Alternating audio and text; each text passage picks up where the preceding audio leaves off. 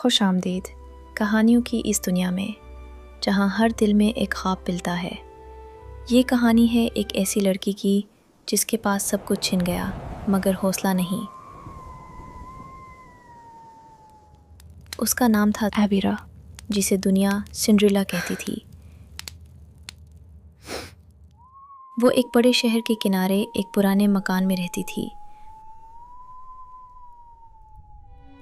उसके अबू, जो उसकी पूरी दुनिया थे, एक दिन अचानक बीमार पड़ गए।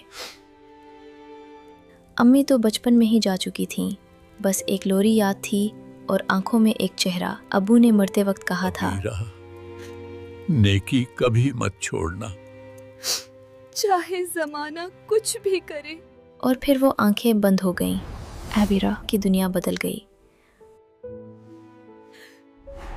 अब्बू के जाने के बाद सौतेली अम्मा ने घर का इख्तियार अपने हाथ में ले लिया। उसके साथ आए दो बेटियां, रीमा और सबा, जिनके मुंह में बातें और दिलों में जलन थी।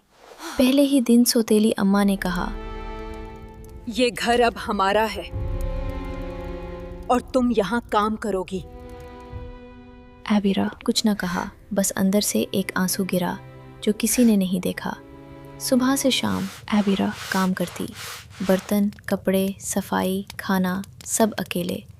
रीमा कहती, अबीरा मेरे जूते चमकाओ, अबीरा मेरा बाल बनाओ। और सौतेली अम्मा बस देखती रहती, मुस्कुराते हुए, अंदर से जलती हुई। एबिरा के कमरे में एक टूटी छत थी, एक पुराना कंबल था और दिल में अब्बू की याद। लेकिन उस कमरे की खिड़की से आसमान नजर आता था और वो आसमान उसका अपना था। रात को जब सब सो जाते, एबिरा तारों से बातें करती और ख्वाब बनती। उसके साथ थे दो छोटे चूहे, मोती और मोतिया, जो उसके सच्चे दोस्त थे। और खिड़की पर बैठती थी एक चिड़िया, नीली आंखों वाली, जो हर सुबह उसका हाल पूछने आती। एक दिन शहर में शाही कासिद आया, घोड़े पर सवार, हाथ में सुनहरी ऐलान था, शहजादा ज़ेशान अपनी जिंदगी की साथी ढूंढ रहा है। एक शानदार तकरीब होगी। शहर की तमाम लड़कियां मदो हैं।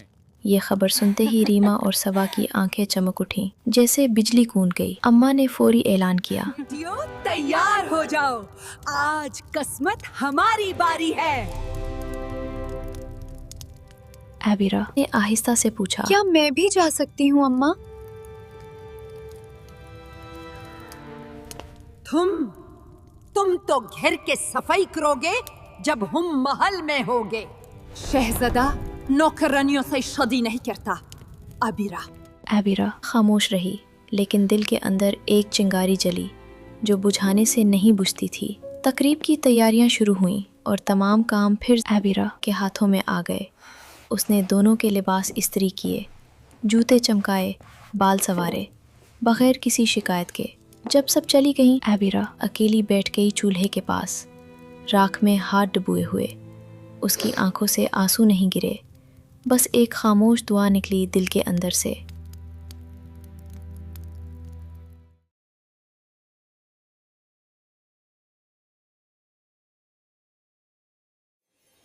अचानक हुआ में एक खुशबू फैली, गुलाब और चांदनी की मिली जुली खुशबू। आंगन में एक रोशनी आई, नर्म, सुनहरी, जादुई, जैसे सितारा जमीन पर उतर आया हो। उस रोशनी से निकली एक औरत, सफेद बालों वाली, आंखों में गहरी मोहब्बत लिए। एबिरा ने हैरत से पूछा, आप कौन हैं? मैं वो दुआ हूँ जो तुमने आज रात मांगी।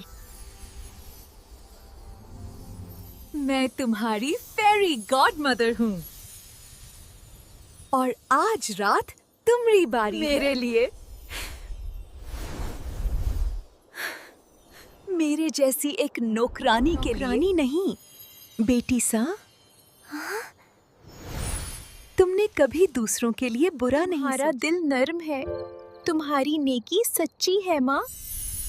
यही सबसे बड़ी खूबसूरती है।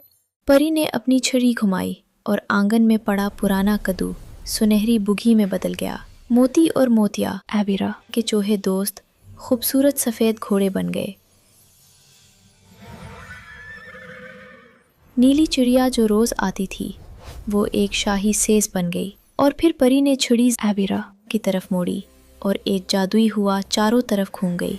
पुराना मेला लिबास गायब हो गया और उसकी जगह नीले रंग का शानदार जोड़ा आ गया।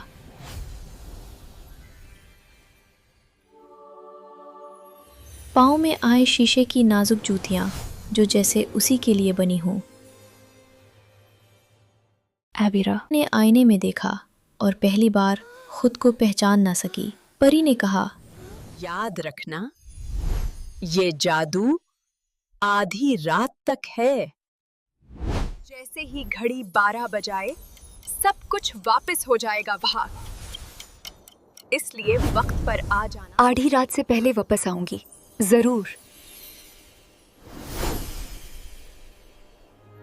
बुगी महल के दरवाजे पर रुकी। एबिरा नीचे उतरी। हवा में उसका दामन लहराया। महल जगमगा रहा था। हजारों शमें, मौसीकी की आवाज, लोगों की हंसी। एबिरा ने कदम रखा अंदर और जैसे वक्त कुछ देर के लिए रुक गया, तमाम नजरें उसकी तरफ मुड़ गईं। कौन है ये? कहां से आई है?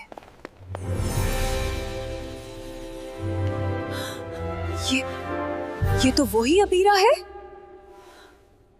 नहीं हो सकता। शहजादा जीशान हाल के मरकज में खड़ा था, बोर, उदास, एक खास चमक की तलाश में। फिर उसकी नजर पड़ी एबिरा पर और कुछ देर के लिए वो भूल गया कि कहाँ है। वो आहिस्ता आहिस्ता आगे बढ़ा, हाथ बढ़ाया। क्या आप मेरे साथ रक्स करेंगी?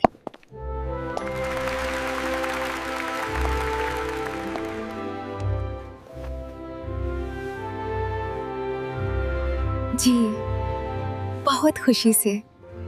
वो दोनों रक्स करते रहे और दुनिया भूल गए, वक्त भूल गए। शहजादे ने कहा, मैंने बहुत चेहरों को देखा, मगर आज पहली बार दिल को सुकून मिला। सुकून महल से नहीं मिलता शहजादे, दिल से मिलता है।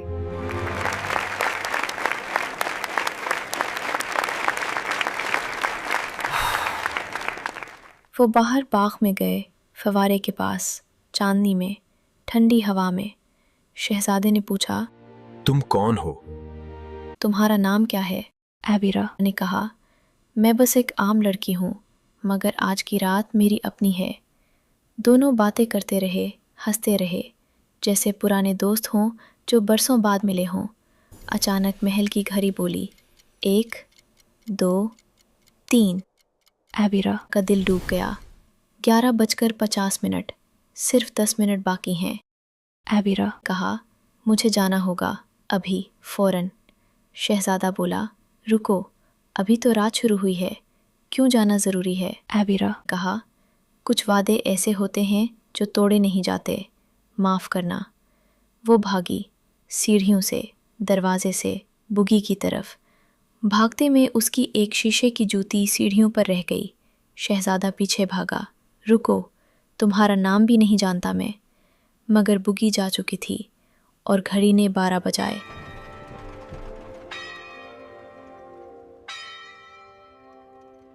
बुगी फिर कद्दू बन गई, घोड़े फिर चूहे। एबिरा अपने पुराने लिबास में वापस आ गई, लेकिन एक जूती, वो शीशे की जूती, उसके पास रह गई। शहजादे ने सीढ़ियों पर पड़ी जूती उठाई और दिल में ठान लिया, उसे ढूंढूंगा। अगली सुबह शहर में ऐलान हुआ, शहजादा खुद हर घर जाएगा। जिस लड़की के पाँव में ये जूती फुट आए, वही शहजादे की मलका होगी। ये खबर सुनते ही रीमा और सबा ने अपने पाँव दबाने शुरू कर दिए, शायद फुट हो जाए। सोतेली अम्मा ने एबिरा को कमरे में बंद कर दिया, कहीं वो सामने न आ जाए। मोती और मोतिया ने देखा और फौरन समझ गए कि एबिरा को मदद चाहिए। नन्हे चूहों ने मिलकर चाबी ढूंढी, कमरे के दरवाजे की चाबी। उन्होंने चाबी दरवाजे के नीचे से एबिरा को दे दी और एबिरा ने दरवाज़ा खोला।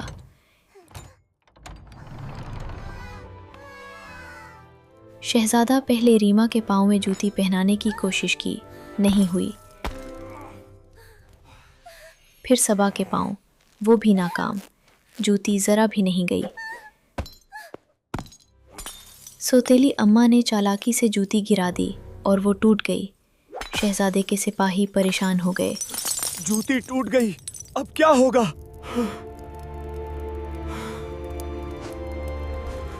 मेरे पास दूसरी जूती है। ये नौकरानी है, इस पर वक्त जाया मत करो।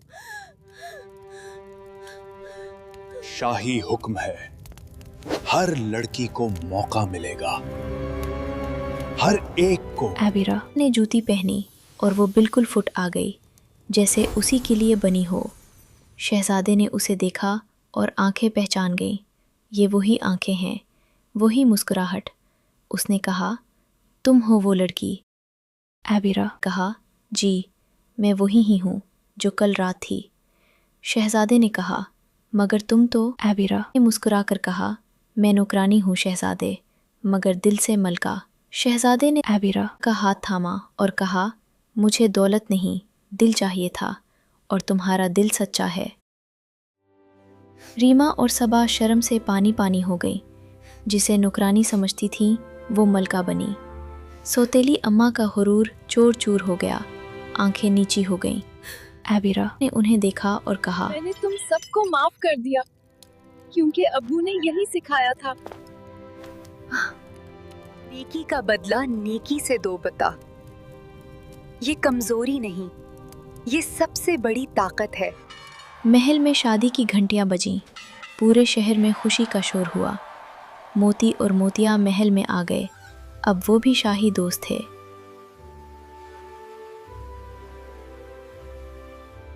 नीली चुड़िया रोज एबिरा की खिड़की पर आती और दोनों पुरानी बातें करती। एबिरा मलका बनी, मगर कभी अपने पुराने दिन नहीं भूली। वो हर गरीब का ख्याल रखती, हर दुखी का साथ देती, क्योंकि उसे पता था तकलीफ क्या होती है।